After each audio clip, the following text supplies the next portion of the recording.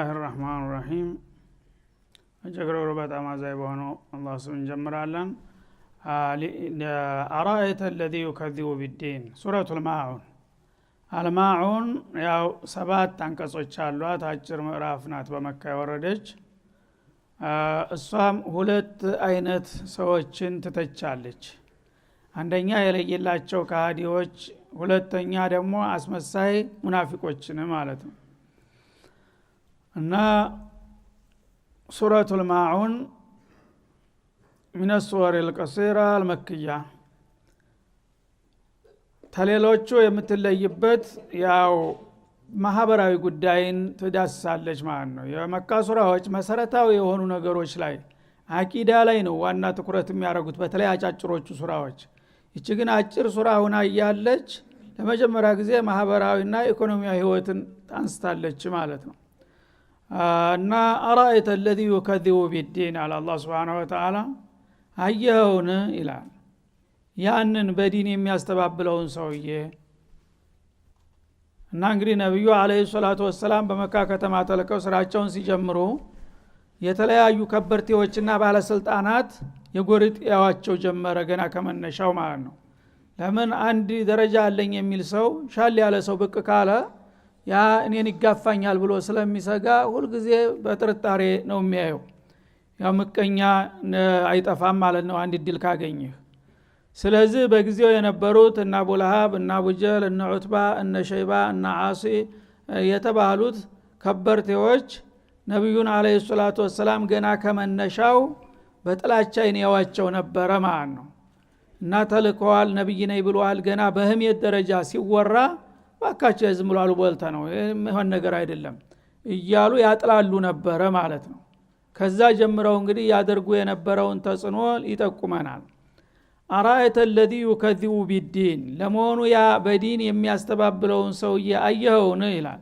ዲን የሚለው ሁለት አይነት ትርጉም ይኖረዋል አንደኛ ያው ቃሉ እንደተለመደው ዲን ማለት ሃይማኖት ነው يكذب بالدين الجديد الذي جاء به محمد عليه الصلاة والسلام ነብዩ መሐመድ ተጌታ ተቀብሌ አመጣሁት ያሉትን አዲሱን እስላም ይሄ ትክክል አይደለም ይያሉ የሚያጥላሉና የሚያስተባብሉ የሆኑ ሰዎች አሉ ከነዛ አንዱን ቀንደኛውን እንደ ምሳሌ ሊጠቅሰው ነው ማለት ነው ዓሲ ኢብኑ ዋኢል ነው ወይም አቡ ለሃብ ነው በሚል ያው እክትላፍ አለ እና ሁላቸውም አድርገውታል በዲን የሚያስተባብል እንግዲህ እነሱ በዲን አለን ቢሉም ዲን አልነበራቸውም ምክንያቱም እዙ ምድር አካባቢ ራሳቸው የፈጠሩት ሰው ሰራሽና ወፋራሽ ጣዖት አምልኮት እንጂ ከሰማይ የመጣ ሃይማኖት አልነበራቸውም ቀደም ሲል የነ ነብዩላህ እስማኤል ታሪክ ብዙ ዘመን አስተላለፈበት ተረስቷል ካባ ብቻ ለስሙ በይቱላህ መባሉ አልቀረም ግን የሚከናወነው ተግባር በሙሉ ሽርክያት ነው ህገወጥ ነገር ነበር ማለት ነው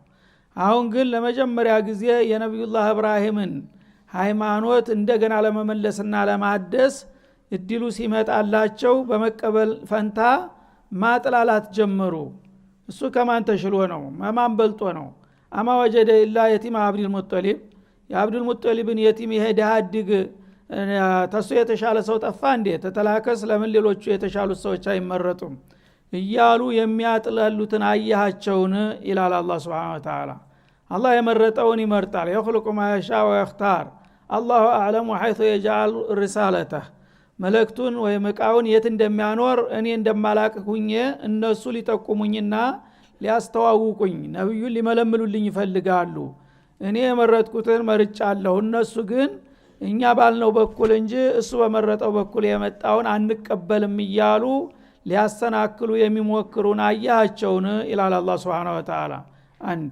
ሁለተኛ አዲን ማለት ማሊክ የውሚዲን እንደሚለው አልፋቲሃ ላይ የውሙል ጀዛእ ማለት ነው እንዲሁም ሱረቱ ቲል ላይ فما يكذبك بعد بالدين ይላል بالجزاء ማለት ነው እና ዲን ማለት የጀዛእ ማለት ነው ሰው በሰራው ስራ ከማተዲኑ ቱዳን እንደሚባለው እንደ ስራ ትመነዳለህ ስራ መጥፎም ከሆነ መጥፎ መልካም ከሆነ በመልካም ስለዚህ يكذب بالدين ማለት بيكذب بيوم الجزاء ወይም بالجزاء نفسه بالثواب والعقاب እና ማንም ሰው ኸይር ከሰራ በኸይር ስራው አንፃር ሽልማት ያገኛል ከጌታው መጥፎ ከሰራም ደግሞ በጥፋቱ ቅጣት ያገኛል በሰራችሁ ስራ ትጠየቃላችሁና ትቀጣላችሁ ወይም ትመነዳላችሁ ትሸለማላችሁ ተብሎ ሲነገር ይህን ነገር እንደማይሆን ዘበት ነገር አድርገው የሚያጣጥሉና የሚያጥላሉ የሆኑ ሰዎች ነበሩ።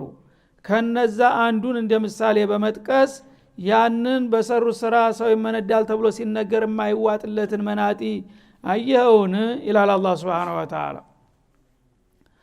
فذلك الذي يدعو اليتيم ይህ ሰው ይሄ ብቻ አይደለም ስተቱና ጥፋቱ ሌሎችም ተመሳሳይና ተዛማጅ ጥፋቶች አሉት።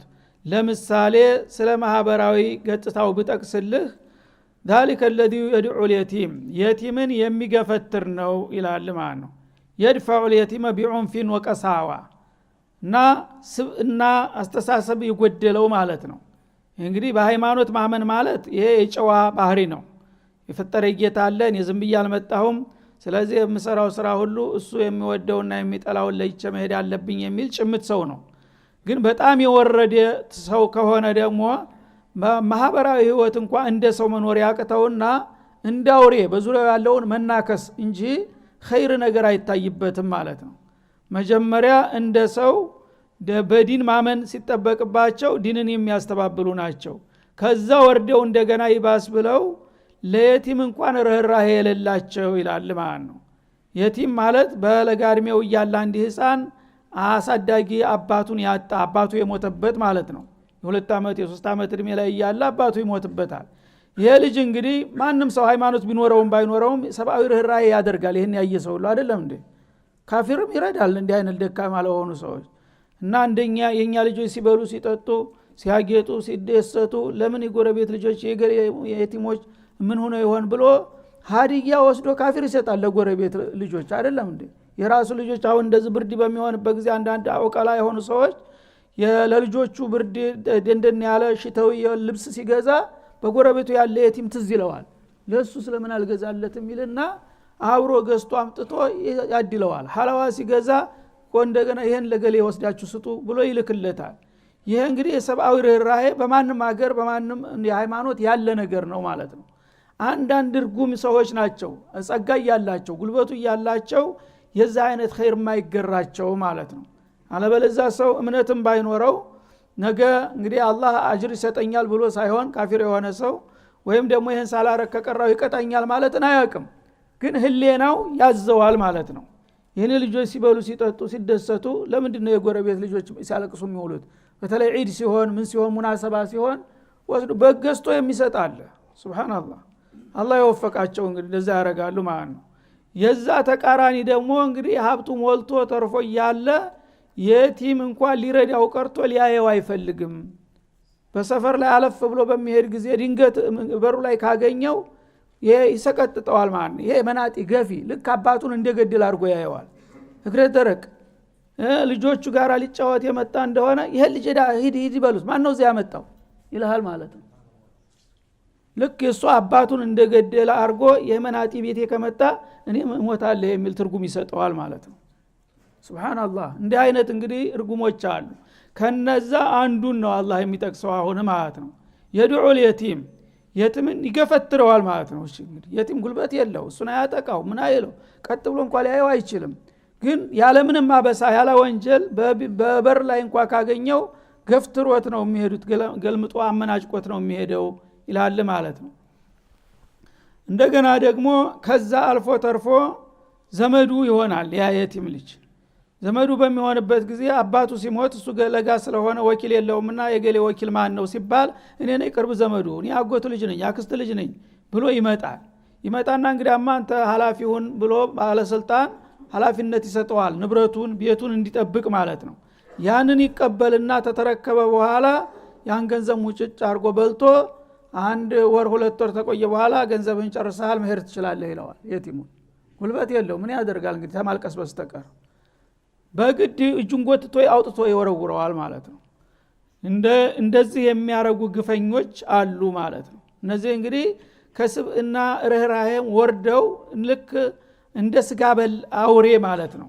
እንደ እንስሳ እንኳን ሳይሆን እንደ አውሬዎች ሆኑ አሉ። ራሳችን ንኑር ብቻ የሚሉ ማለት ነው። እንዲህ አይነቱን ሰው ያየኸው ነው ይላል። በዚህ ጸባይ ከሚታወቁት እንግዲህ አንዱ ዓስ ኢብኑ ዋኢል የሚባለው እና አቡ ለሃብ የነብዩ ያጎት የነበረው ያው ተበት ሄደ ላይ የሚመጣው ታሪኩ እነዚህ በዚህ የታወቁ ነበሩ ይባላል።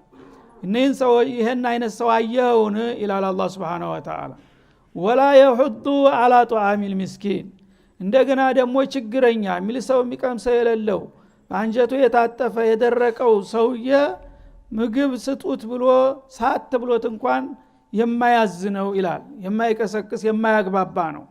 አሁንም እንደተባለው ደግ ሰው በተፈጥሮ ካፊር እንኳን ቢሆን ራሱ በልቶ ጠጥቶ ሌሎቹ እየተራቡ ማየት አይፈልግም። እስቲ ለጎረቤቶችም ትላኩላቸው ይላል።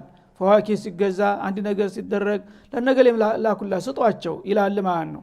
ቢያንስ ተዋናው ባይሰጥ ፍርፋሪው የተረፈውን ወስዳችሁ ዙባላ ጣሉት አይልም ማለት ነው።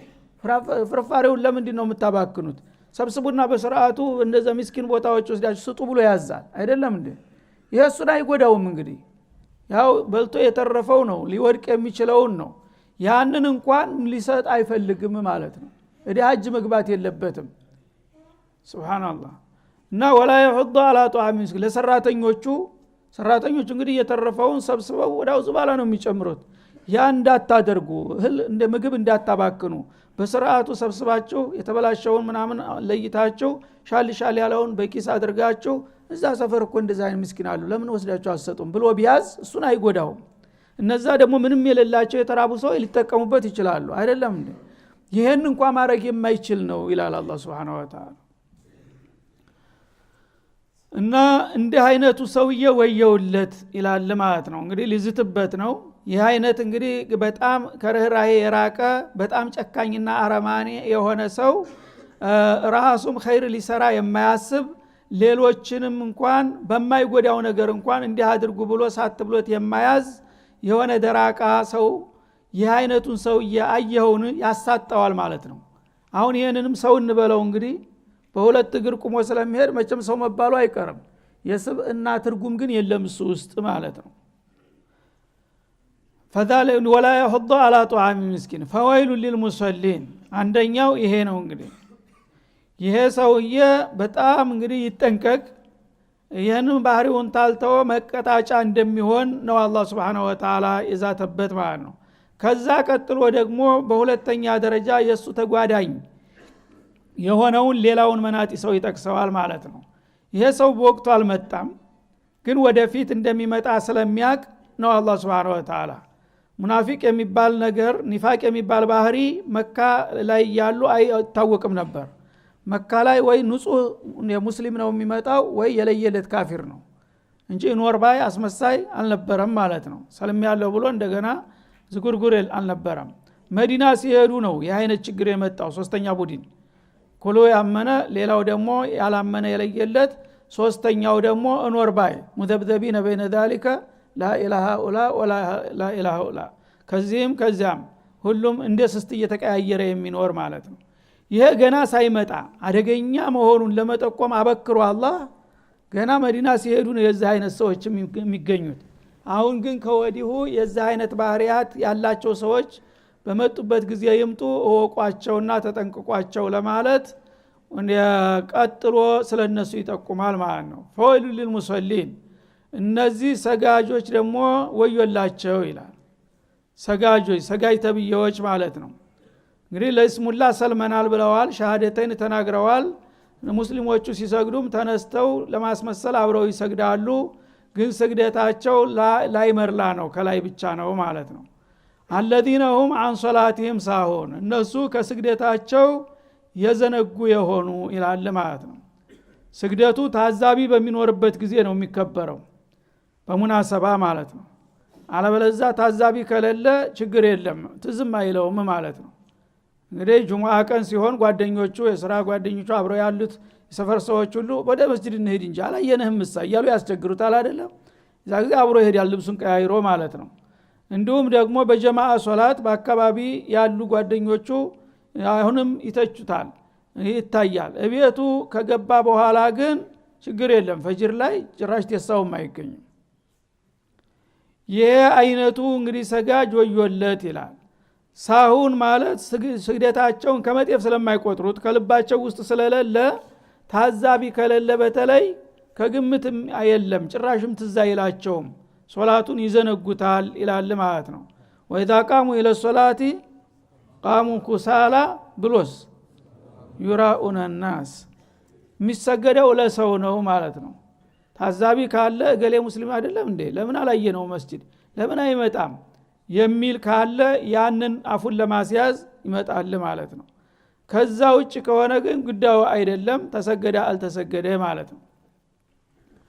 يرقب احدكم يجلس احدكم يرقب الشمس حتى اذا صارت بين قرني الشيطان قام فنقر 4 ولا يذكرون الله الا قليلا قال الرسول عليه الصلاه والسلام አንዳንድ ሙናፊቆች ሶላት العصርን የሚያህል ነገር ሶላት الوسطى ታላቋ ሶላት እሷ እንኳን ሳትቀር ይዶይዋታል አሉ።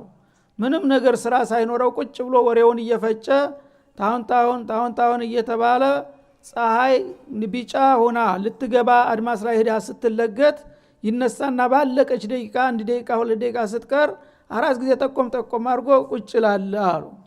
ይሄ እንግዲህ ሰላት ሰገድኩኝ ለማለት ብቻ ነው አላሳለፈውም እንዲባል ብቻ ማለት ነው። አለበለዚያ አላህን ለማክበር ቢሆንማ ኑሮ በስርዓቱ ቅድመ ሁኔታውን አሟልቶ ሽሩጡን አስተካክሎ ውዶውን ጧሃራውን አስተካክሎ ሰው አየውም አላየውም በጨለማም በብርሃንም በጊዜውን አክብሮ ነበር የሚሰገደው። ይሄ ሁሉ ሳይሆን ብቻ ይሰግዳል ለመባል ግንባር ለማስመታት ያህል የሚሰግዱ ሰዎች አሉ። የነዚህ አይነት ሰዎች ወየውላቸው ይላል አላህ Subhanahu Wa Ta'ala። እንግዲህ ባይገርማችሁ በነብዩ ጊዜ ሶላት ጭራሽ የማይሰግድ ሙስሊም የሚባል ሰው ቢፈልግ አይገኝም ነበር። ልብ በሉ ሶላት የማይሰግድ የፈለገው ሙናፊቅ ቢሆን ሐታ አብዱላህ ኢብኑ ኡበይ ረሱ ሙናፊቂን 5 ወቅት ሶላት ከነብዩ ጋር ጀማዓ መልጠው ነበር። እንደዛው ሲሆን ግን ለያስሙላ ነው ብሎ አጋለጣቸው። እንዳትታዘቧቸው ነው እንጂ እውነት ከልባቸው አይደለም የሚሰግዱት አለ። በአሁኑ ጊዜ ግን በሺዎች በሚሊዮኖች የሚቆጠሩ ሙስሊም ተብዮች ጭራሽ መስጂድ የማያውቁ የሉም። ለነሱስ ምን ይባሉ? እነዛ ወይሉላሁም ሲባሉ ማለት ነው። ለነሱን እንግዲህ የሚገለጥበት ቋንቋ ምንድን ነበር? ዛሬ ቁርአን ቢወርድ ኑሮ ሙስሊም ነን እያሉ እድሜ ልካቸውን የማይሰግዱ ሰዎች ምን አይነት ዛቻ በምን አይነት ቋንቋ ነበር ሊነገራቸው የሚገባው? እነዚህ ወይሉላሁም ተባሉ።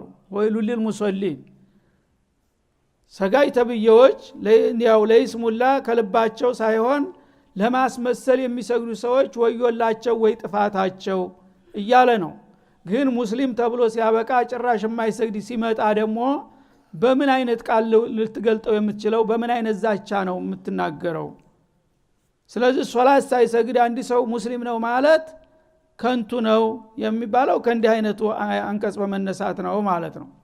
እና ሼክ መሐመድ ዑተይሚን ረሂመሁላህ ስለ ሶላት ብዙ ጊዜ ስለ ታሪክ ሶላት በጣም አጥብቀው ይናገሩ ነበር። በመሐደራቸው በሸሪጡም በደርሱም በሁሉም ባገኙት አጋጣሚ ሁሉ ምናሉ አንዴ ስሰማቸው ሶላት የማይሰግድ ሰው በትክክል 100% ካፊር ነው ብለው ነው የሚናገሩት ነበር። ካፊር ነው ያለ ምንም ጥርጥር። እሱን ካፊር ነው የማይል ሰው እንዳውም ኩፍር ያስፈራዋል እስከ ማለት ነበር የሚሄዱት ማለት ነው።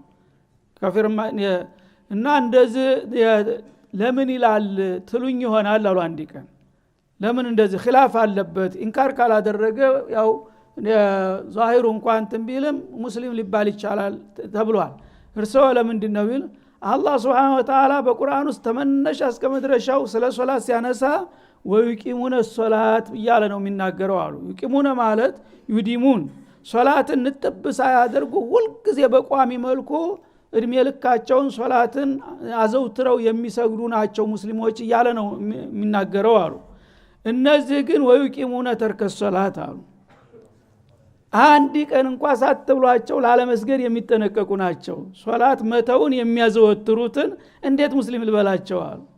አላህ ሶላት ንጥብ ማይሉ ማይጓደልባቸው ሙስሊም ነው የሚላቸው። ግን እነዚህ ይቂሙና አላ ተርኪ ሶላት ጡለል ሐያት እድሜ ልካቸውን ሶላት በመተው ላይ በጣም ጥንቁቅ ናቸው። ሶላት ላለመስገድ ማለት ነው። እነዛኞቹ ላያመልጣቸው ነው የሚጠነቀቁት። እነዚህ ግን ላለመስገድ አንድ ቀን እንኳን ሊሰግድ አይፈልግም ማለት ነው። እንዲህ አይነቱን ሰው እንዴት ሙስሊም ትለዋለህ በማለት ያስረዱ ነበር ረሂመሁላህ። ስለዚህ አሁንም ፈወይሉ ሊልሙሰሊን አለ አላህ Subhanahu Wa Ta'ala ስም አይጠቅምም ላይመርላ እንግዲህ ፈወይሉ ሊታሪክ ሶላት አይደለም ያለው ሰጋጆች ይላል ሰጋጆች ማለት የኢስሙላ ሰጋጆች ለማለት ነው ግን አንዱ ሙጅሪም ምን አለ ሶላት ለምን አትሰግድም ምናምን ብለው ለምን ሰግዳለሁኝ አለ ሊከራከር ፈልጎ በዛ አያት ማለት ነው እና ፈወይሉ ሊታሪክ ሶላት የሚል ቁርአን አምጣልኝ አለ ሶላት ለተወሰው በእምልዛቻ ሶላት ለእናንተ ነው ዛቻ የመጣው አለ ለምትሰግዱት ተቀበለ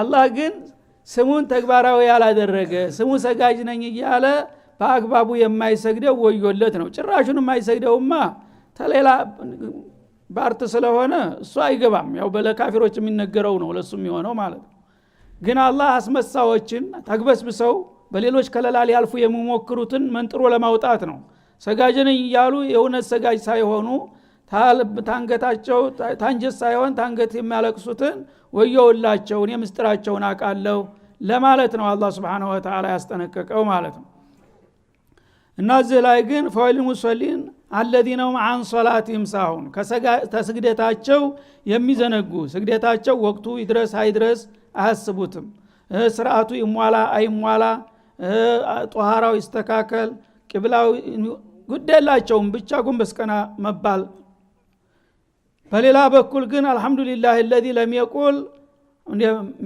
عن صلاتهم በማለት ፈንታ في صلاتهم خاشعون ባለ ማለቱ አሉ አንድ ተለቅ ዓለም في صلاتهم ቢሆን ኑሮ ሁላችንም አልቆልን ነበር በሶላታቸው የሚሳሳቱ ወይም የሚዘነጉ ቢል ማን ነው በሶላቱ ሳይሳሳት የሚዘግደው ይሄ ሁሉም ያልቅለት ነበር ማለት ነው ግን አላህ عن صلاتهم ሶላትን ራሱን እንደ ተግባር የሚረሱት ሶላት ተሰገደ አልተሰገደ ደንቴ የሌላቸው ለማለት ነው ሶላቱ ውስጥ ተገባ በኋላ ግን ለመስገድ ለማስተካከል እየጣረ ድክመት ቢያሳይ ያ አላህ በሰጅደተ ሰው ተጠግነዋለህ በእስትግፋር በተውባ ታስተካክለዋለህ ማለት ነው ሶላትን እንግዲህ ጨርሶ መተው የሚባለው ክርክር ውስጥ አይገባም ድርድር ውስጥ አይገባም ሙስሊም ነኝ ተብሎት ያበቃ ላ ኸይረ ፊ ዲን ليس فيه صلاه አሉ ረሱል አለይሂ ሰላቱ ወሰለም ስግደት የሌለበት እምነት ዋጋ የለውም አሉ ረሱል አለይሂ ሰላቱ ወሰለም ከማ في مسند احمد ስግደት የሌለው ሃይማኖት ሊሆን አይችልም አሉ አንዱ መጥቶ እኔ 5 ጊዜና በቀን ስገዱ የሚባለው ነገር በጣም ከባድ ነው እሱን ፈርቼ ነው እንጂ ልሰልም ፈልግ ነበር አላቸው አንድ ጎረምሳ መጥቶ የሰፈር ጎረምሳ እና ግደለም ተዛፉ ብለናል ባሰግድም ግደለም ብቻ ቁጥራችን እንዲበዛ አህመድ መሐመድ እንዲባል ትሉኝ ከሆነ ገባለሁኝ አለ እንዴት ነችና ላ ኸይረ እኛ ተብዛት ጉዳይ የለንም ጥራት ላይ ነው አሉ ረሱል አለይሂ ሰላቱ ወሰለም ተከክለኛ ሙስሊም ነው እንጂ ምን ፈልገው ግብስብሱን አንፈልግም ሶላትም ማስተግድ ከሆነ ማሰላም አንፈልግም አሉት ኋላ እንደገና እሱ አላህ ሽቶለታልና እሳቸው ጠንከር ሲሉ እሱ ደግሞ እሰግዳለሁ እንግዲህ ሌላ ደግሞ ይሄ ዘካ የሚባል ነገር አለ እሱ እኔ ተላቢያን አንጠፍጥፌ ከስቤ ያገኘሁትን ገንዘብ ለማንም ቦዘኔ ቆርሰስ ትላላችሁ እሱ ደግሞ ለምንድን ነው እሱ ሰርቶ አይበላም እንዳለ ስለሱ ቀስ ብለን እንማከራለን እንግዲህ አሉት ለጊዜው አሁን አንጣንልህም አሉት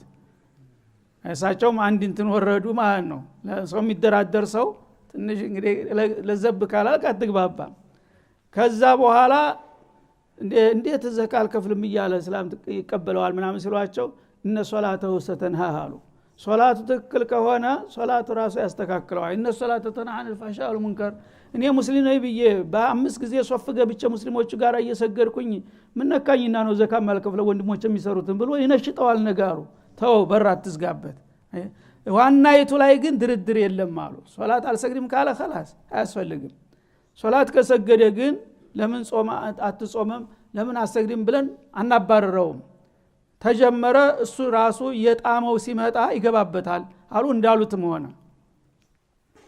ስለዚህ የሶላትን ጉዳይ በጣም እንግዲህ ልናስብበት እንደሚገባ ነው ገና በመጀመሪያው ባጫጭሮቹ ስራዎች ሳይቀር አላህ እያተኮረ ያሰመረበት የመጣው ማለት ነው ፈወይሉ ሊልሙሰሊን ለሰጋጆቹ የላቸው الذين هم عن صلاتهم ساهون ስግደታቸውን የሚዘነጉ የሆኑት ለስግደታቸው ምንም ትርጉም የማይሰጡ ማለት ነው الذين هم ሌላ ደግሞ ማህበራዊ ችግር አለባቸው የአይነት ሰዎች እነሱ ዩራኡን ሲሰሩ የሚሰሩት ሰይራ ስግደቱም ይሁን ጾሙም ይሁን ጸሎቱም ይሁን ሐጁ ሰው እንዲያረገ እንዲሏቸው ጉራ ዝና ሊገዙበት ነው የሚሰሩት ይላል። ሙናፊቅ ስለሆኑ እገሌ እኮ ይሰግዳል ጀማዓ መልጠው እኛ ጋር እያለ ጓደኛው እንዲመሰክርለት ነው የሚፈልገው ማለት ነው። ሲጾምም እንደዛው ይጾማል ተብሎ ሰዎች እንዲያደንቁት ነው። ሐጅም ሲያደርግ እና ሐጅ ገሌ ሲሄዱ አንተ ስለምን አትሄድም እንዳይባል ለዛ አፍ መዝጊያ ነው የሚደረገው ማለት ነው። ዩራኡን ሊያሳዩ ሰው እንዲያይላቸውና እንዲያውቅላቸው ብለው እንጂ ለኔ ሪዷ ፈልገው አይደለም ይሄን የሚያደርጉት። ለዚህ ነው ምዝትባቸው ውስጥ አዋቂ ነኝና ይላል አላህ Subhanahu Wa Ta'ala። ወየምነዑን አልማዑን ከዛም አልፈው ደግሞ በጣም መናጤዎችና ርህራሄ የሌላቸው ከመሆናቸው የተነሳ ጥቅቅን የሆኑ የቤት ዕቃዎችን ለሌላቸው ችግረኞች ማዋስ እንኳን የማይፈልጉ የሚከለክሉ ናቸው ይላል። ይሄ እንግዲህ የባሰበት ነው ማለት ነው። ማዑን ማለት የቤት ዕቃዎች በጣም ጥቅቅን የሆኑ እንደ መርፌ ያለ እንደ ፋስ ያለ እንደ ስኪን ያሉ ነገሮች ክር ነገር የተለያዩ ውሃ ሲያልቅበት ውሃ በሰፈር ከሌለ ውሃ ስጦይ ብሎ ሲመጣ ውሃ መስጠት የመሳሰሉ ትንሽ ነገሮች አላቂ ነገሮች ናቸው። እና በትውስት መልክ እንግዲህ መርፌ ታውሳለህ ገጠር ውስጥ አሁን አንድ መርፌ ካለ ለመንደሩ ሁሉ ይበቃል። መርፌ አንስጠኝ እያለ ይመጣልሃል ማለት ነው። ቢላዋ ታለች አንዲት የሞተች ቢላዋ እሷ በድንጋይ እየተፈተገች የመንደሩ ሁሉ ዶሮ የሚታረደው በአንዲት ቢላዋ ነው። ያንን ተከለከለ ሌላ በምን ያርዳል? የለው ምስኪን ማጭድ አውሰኝ ይላል፣ መጫኛ ይላል፣ ስልቻ ይላል። ያ ሁሉ ነገር ጠቃሚ ነገሮች ናቸው። ግን እነዚህ ነገሮች መጥቶ ሲጠይቅ የለም ተሰበረ እኮ አቅባሪያው እኮ ገሌ ወስዶ ቀደደብኝ በቀደም ይላል ደብቆ ምንም የሌለውን ነገር ስልቻ የለም። ያ እንግዲህ በጨርቁ አይሸከመም ምን ያደርጋል ምስኪን። ጠቃሚ ነገር ነው መዋዋስ አስፈላጊ ነው ሁቁቀል ጃር ነው። ግን ያን ነገር አገልግሎት ሰጥቶ አንድ አፍታ መልሶ ሊያመጣለት እኮ ነው ጨርሶ ሊወስድበት አይደለም። ግን ምን ይላል መናጢነቱ ወስዶ ያጠፋብኛል እባክህ ይሰብርብኛል የለም በሉት ይላል ማለት ነው። ይሄ እንግዲህ የጉርብትና ሀቅ ከዚህ ተቀቅ የመርፌ ያህል መርፌንም ያህል ቢላዋንም ያህል ነገር ለጎረቤት አገልግሎት ማስት ከሆንክ ምኑ ላይ ነው ሰው የሆንከው ይላል አላህ Subhanahu Wa Ta'ala። እና አላቂና ጥቅቅን ደካማ የሆኑትን ነገሮች በትውስት እንኳን ለጎረቤቶቻቸው ለወገኖቻቸው ሊያበልክቱ የማይችሉ የሆኑ ናቸው ይላል ማለት ነው። ይህ አይነቶቹ ሰዎች ወዮላቸው። እንግዲህ ሌላ ሻል ያለ ነገር ጠቀም ያለ ነገር ቢጠየቁማ ጭራሹን የማይታሰብ ነገር ነው። በዚህ ደረጃ ርህራሄ የማያደርጉና ማህበራዊ ልውውጥ የማያበረክቱ ሰዎች አረመኔዎችና መናጢዎች በመሆናቸው እኔ በጥብቅ ነው የምዝትባቸው ወዮላቸው በህይወት እያሉ ተውባ ካላደረጉ በስተቀር ሲል ያስጠነቅቃል። ወሰለላሁ ዐለ ነብዩ ወዐላ